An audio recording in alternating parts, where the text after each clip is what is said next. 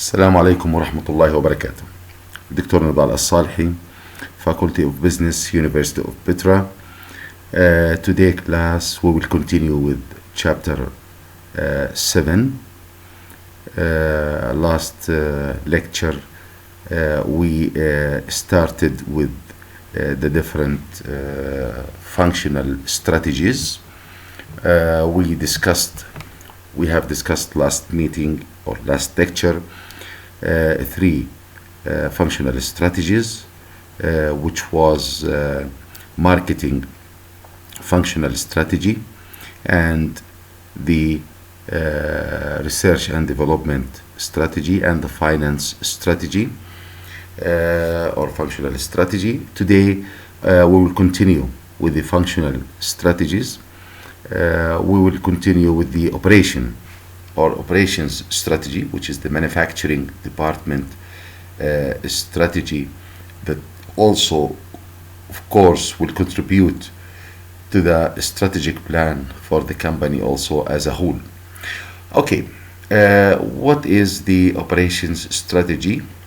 It determines how and where product or service is to be manufactured, and also it will cover the level of vertical integration in the product process. And if you still remember, when we say vertical integration, it's two types. If you still recall, it is the background vertical integration strategy, and the backward vertical integration strategy, which is related to supply, and the forward vertical integration strategy, which is related to the distribution channel, which was in the growth strategy also, if you just to remind you, and the growth strategy was one of the three directional strategies. Anyway, in manufacturing, in operation, here we will decide if we will really what kind of vertical strategy we can use or we don't want to use, or we are going to outsource some let's say activities or not to outsource. All of this will be included in the operation strategy of the company. In addition to that, of course, as I told you, the physical resources, who are our vendors, who are our suppliers, our relationship with suppliers, is it with contracts, without contracts, if it's with a contract, is it a long-term contracts or what? All of this will be classified usually and identified in the operation strategy, which is of course should be derived from the business level strategy, which is also the business level strategy is also derived from the corporate strategy. So don't please forget that.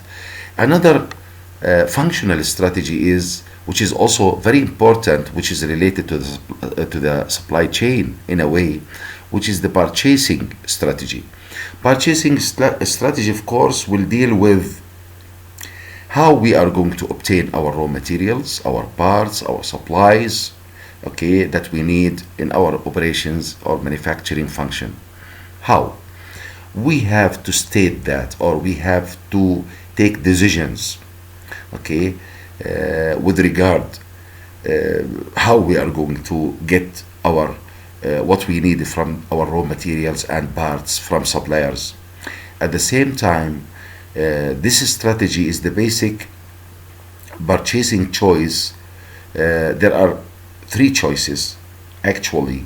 You can call them sub strategies, okay, or alternatives for purchasing the raw material or the parts or the supplies, which is you can some companies will select the multiple, let's say, sourcing. Some of them will select the sole sourcing, and the others the parallel sources. Let's discuss these three basic choices for purchasing our raw materials or our let's say supplies. Number one is, as we said, multiple sourcing. Multiple sourcing simply means that our company is going to purchase the orders for a particular part or a particular, let's say, raw material from several vendors, from several suppliers. Yani we will not only depend on one supplier for buying a certain raw material or a certain part. No, we will buy from different vendors. We don't care. يعني ما بنعتمد فقط على vendor واحد. This is a multiple sourcing.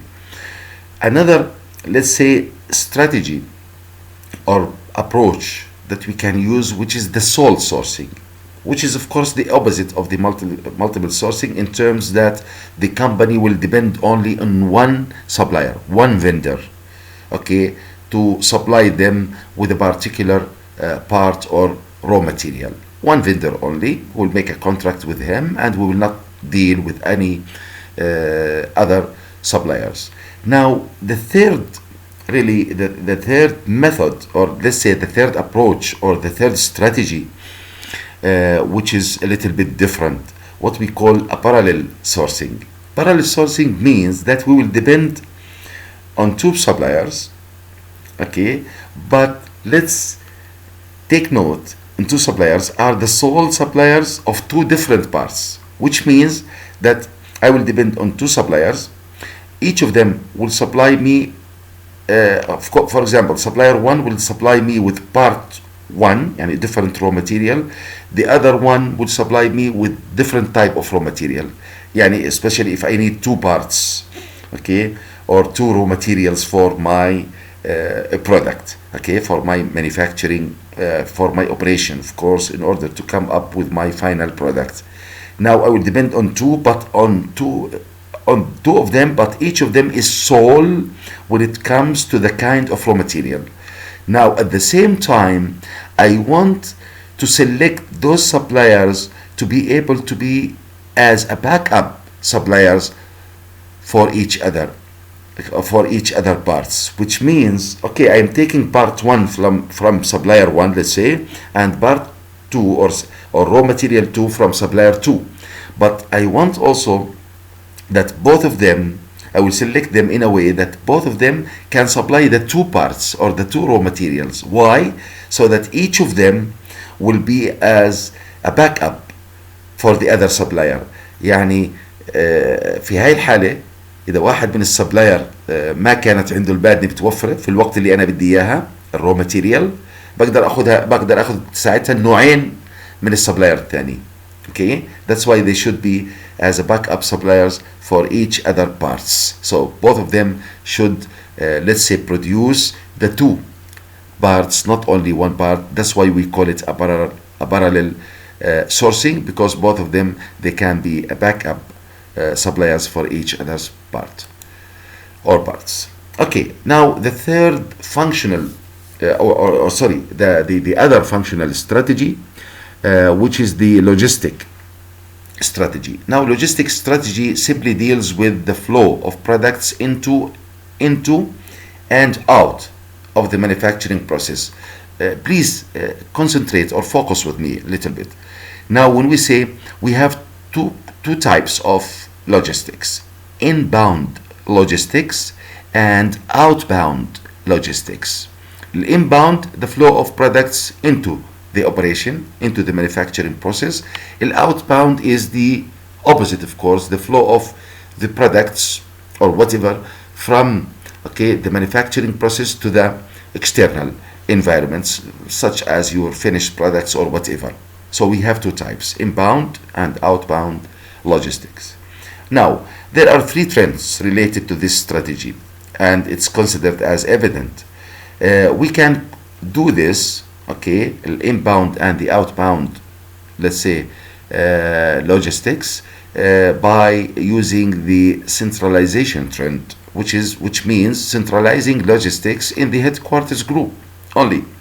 No other parties or departments will do it. It's only the headquarters of the company, okay, المركز الرئيسي أو الشركة الرئيسية أو المركز الرئيسي للشركة. Or we can take the other trend, which is the outsourcing, which means that other parties will do the inbound logistics and the outbound logistics for us. And here, of course, we will talk again about the backward vertical integration strategy and the forward vertical integration strategy. And of course, you can do that also by the use of the internet. Okay. Now let's go to one of the also the most important, it is one of the really important strategies, which is the human resources management strategy. Now here we will just, of course, in brief, of course, if you will study the human resources management course in the future, or maybe some of you have really studied this course يعني in the faculty، لأنه هاي المادة it's required، يعني مادة أساسية في إدارة الأعمال. So here we will discuss only two, let's say, issues for the company, or choices, let's say, or alternatives for the company when it comes, general, of course, choices when it comes to the HRM strategy. HRM strategy addresses the issue of whether, this is the first one, a company or business unit should hire a large number of low-skilled employees who receive low pay, low wages, whatever, perform repetitive jobs, and will most likely quit, yani leave the work after short time. Now, fast food, it's a very good example about this strategy. They are hiring a large number of low-skilled employees. Fast food, like McDonald's, sometimes most of employees working in fast food in general, McDonald's, Hardee's, Kentucky, whatever, they are working students, by the way, and they always, there is always a job turnover for them because they don't really stay long. Okay, they are always changing employees. Okay, and this is their strategy, by the way, worldwide. Okay, another strategy that some companies used, which is hiring skilled employees who receive relatively high pay, high salaries, let's say, and are cross-trained to participate in what we call self-managing work teams. So you have two choices, okay, depending on the nature of the business. Like we said, in the case of the fast food, let's say, restaurant strategy, yes, we can use the first strategy, which hiring a large number of employees. They are not really highly skilled. Anybody can work in McDonald's, let's say. All students, they work without any experience, without any skills. They can do that. But some companies, the nature of their business required really to hire, let's say, employees which they are highly skilled. Like when you talk about hospitals and you hire nurses, let's say, or doctors, of course you need highly skilled employees, and of course their salary will be, of course, also high, and they are cross-trained in a way that each of them can do, what's the meaning of cross-trained? Each of them can do the work of the other one. Okay, now maybe the last functional strategy is the information technology strategy, but under this strategy, because all of you know information technology strategy, but under this functional strategy, really we will concentrate on a managerial term. It may be new, for some of you, which is follow the sun management, we call it. What does it mean? It means, of course, follow the sun management, it works only with multinational companies, with global companies. It does not work with companies that work only domestically or locally. Okay, so what does it mean? Multinational corporations are finding that having a sophisticated, if they have, of course, a sophisticated intranet, it will allow employees to practice what we call the follow the sun management, which means that project team members living in one country can pass their work to team members in another country in which the work day is just beginning, the sunrise is just beginning in that country. For example, what they mean, the same company, let's say it has let's say a branch in Jordan, okay, and it has a branch in the United States. Now you know the difference in time, الفرق الوقت والتوقيت بين أمريكا والأردن. So إذا أنت مثلا كشركة حكمة you have another branch in the United States, for example, just an example, okay, so people in Jordan, they will work from morning until evening, for example. At the evening, for example, evening time, the time will be in America morning time, sunrise. So people here with intranet, don't worry, with high technology, with sophisticated intranet, okay, they will pass the work they will finish here at the evening and بيسلموا الشغل for employees who are in the United States to continue. Okay, that's why we call it follow the sun management. Like on the time of the sunrise in the United States, the new employees, they will wake up and they will go to their work and they will start working. Okay, and that's why we call it follow the sun management. I told you this is only applicable, this term as follow the sun management, only for multinational corporations, and it's not applicable for domestic corporations. Okay, now let's go to the sourcing decision, which is a very important decision that you have to take. Do I outsource this raw material, or I make it myself, or I supply myself by myself, or this kind of activity, do I let somebody else to do it with me, for me, or I do it myself? Okay, now what is outsourcing? Outsourcing means purchasing from someone else a product or a service or an activity, whatever, that had been previously provided internally. For example, I am doing the human resources activities. Maybe some of you will be surprised, but the others اللي منكم عندهم اطلاع طبعا ما حيتفاجئوا انه even the human resources activities, and as an example, some companies, they are outsourcing it to somebody else to recruit and select and hire for them employees. For example, this is outsourcing. Okay, as I told you, in our university, the cleaning at the university, it's outsourced to another company to do that. It's not Petra University who do the cleaning for the whole university. It's another company which doing that particular activity. Okay, now outsourcing, this is a very good, very important note. Please take note of this. It is the alternative, or it is the reverse of vertical integration. Why? In vertical integration, backward and forward, you supply. In the backward, you supply yourself by yourself, even with the raw material. In the forward vertical integration strategy, you own your distribution channels, so you are not using any other parties to do anything for you. That's why we said that outsourcing is the opposite, is the reverse, is the alternative of a vertical integration. Okay, I said three terms: reverse, alternative, and opposite of vertical integration. Offshoring is also outsourcing, but the difference is, outsource in this case, outsourcing an activity in this case or a function will be wholly owned by a wholly owned company in another country, or any independent provider in another country. يعني why they call it offshoring؟ اللي هي خارج الحدود. Okay, يعني I am making outsourcing.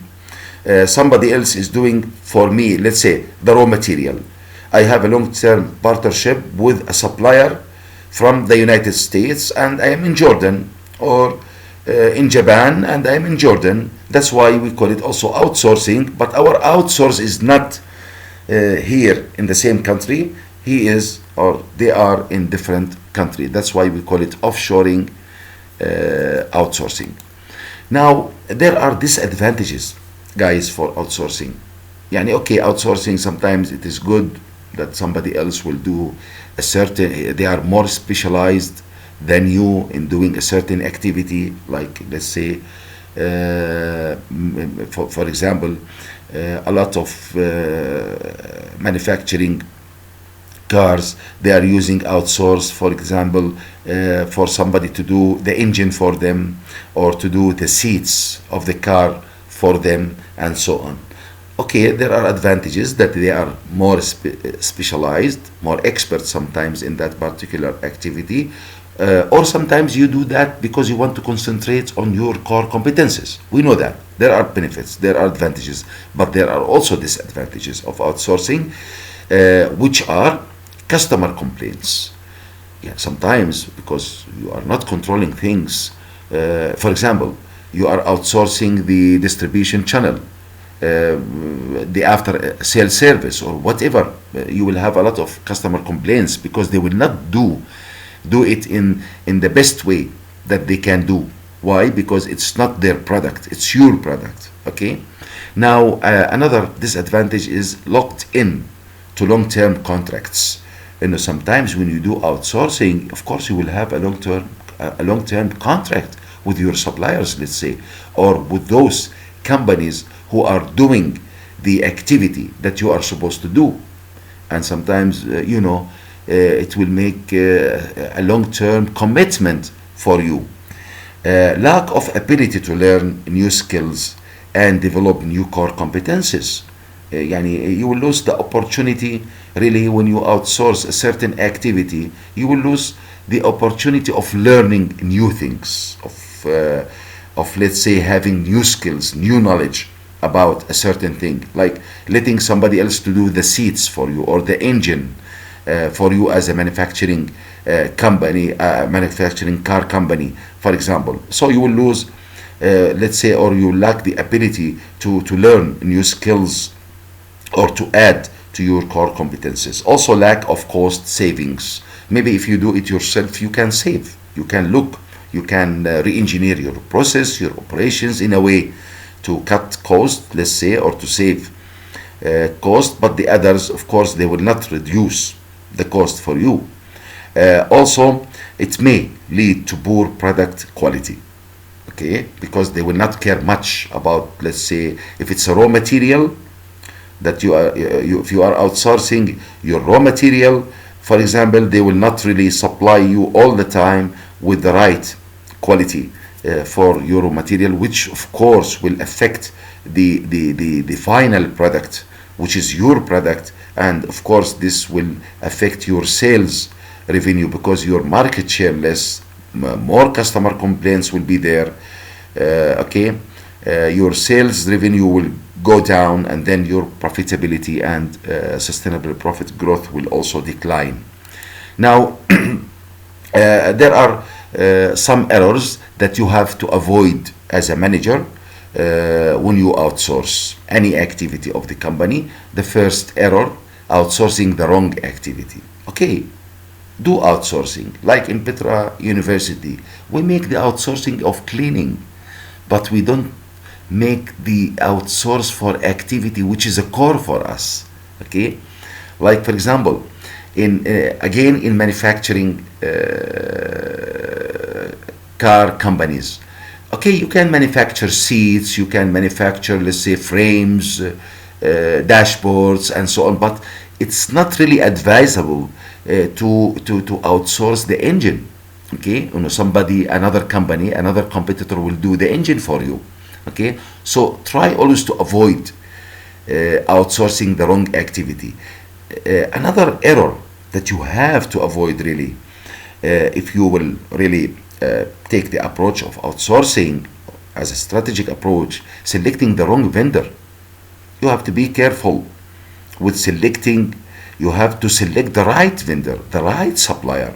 Okay, reliable supplier, reliable vendors.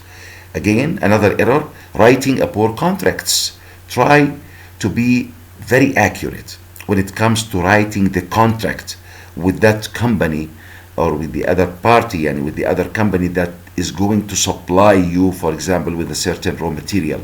Okay, and of course, because any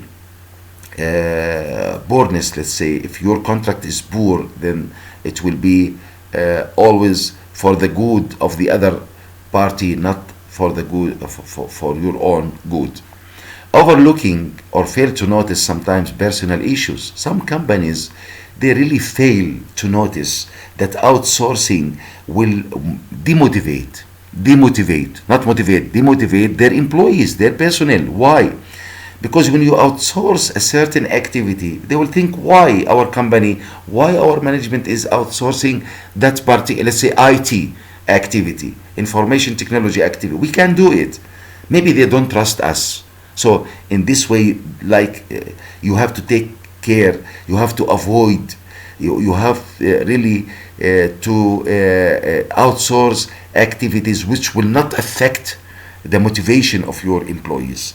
Lack of control. I have explained this in the previous slide. Lack of control, because you are not controlling the other company, the one who is doing the outsource with you. So try to avoid. Write in the contract that you will have a part of the control, like a quality control for the raw material, even though that they are the one who is doing that. Like Boeing, for example. Boeing now they have 2,000 companies who are sharing really in manufacturing the Boeing airplane. But in Boeing, when it comes to the most important activity, let's say, they will write in the contract that we will have the quality control for that particular part, especially if it will affect the safety of the passengers and so on. Overlooking also, or some companies, some management will fail to notice hidden cost. Sometimes you will think that the cost will be less, but on the long run, if you start doing that, you don't know that the cost will be increasing. Why?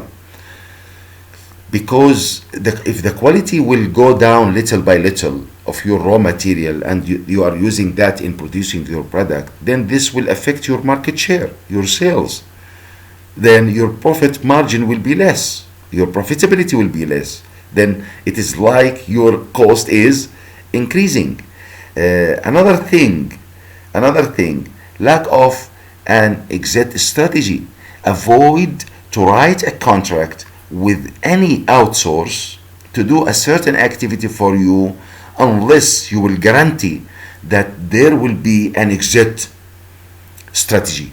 Okay, it means if you should have another alternative always, because if you depend on a certain supplier to do a certain activity for you as an outsource, then you have nothing about it. Then his bargaining power will be stronger than your bargaining power. Okay, and maybe he will rise, he will let's say increase prices, he will do reduce quality and so on. So try always to write the contract with the outsource parties in a way to assure for yourself, or to guarantee for yourself, an exit strategy if just in case something went wrong with that let's say vendor or with that supplier. Okay, this end our class, our lecture, let's say, for today. Next lecture, which is next week, we will continue with this chapter 8, which is strategy formulation, strategy formulation, of course, functional strategy. We will continue with this title that you can see in front of you, strategies to avoid. We'll try to learn what kind of strategies that we have to avoid as companies in order to reduce risk for the company. We'll talk about this next meeting or next lecture inshallah. Until then, أشوفكم إن شاء الله. بتمنى السلامة للجميع وأشوفكم على خير. Thank you very much.